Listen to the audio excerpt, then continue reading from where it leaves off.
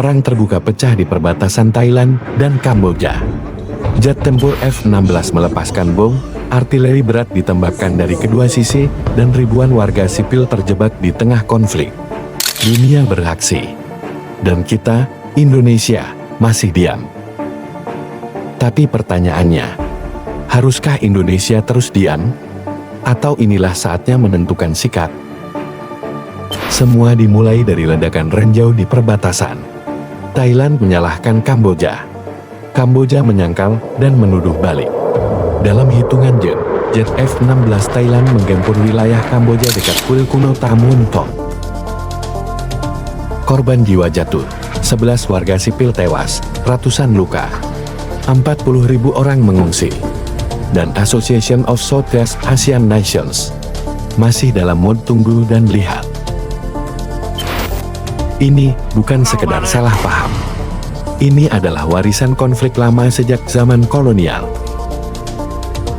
Peta buatan Prancis tahun 1907 jadi dasar sengketa wilayah yang tidak pernah selesai.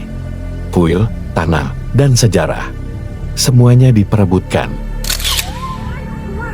Tapi yang bikin makin panas adalah bocornya percakapan antara Perdana Menteri Thailand dan ex-Perdana Menteri Kamboja. Ada sebuah aroma politik. Ada kepentingan pribadi. Dan rakyat kecil, lagi-lagi jadi korban. Sebagai negara terbesar di Asia Tenggara, Indonesia punya pengaruh. Kita adalah pendiri Association of Southeast Asian Nations.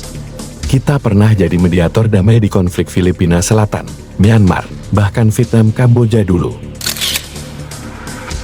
Jadi, apa pilihan kita sekarang? Mendukung Thailand. Bisa merusak hubungan dengan Kamboja. Mendukung Kamboja.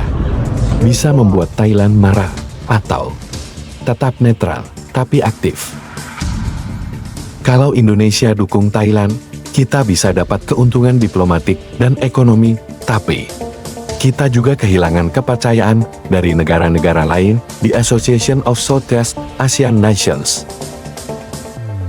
Kalau kita dukung Kamboja, kita dianggap membela yang tertindas.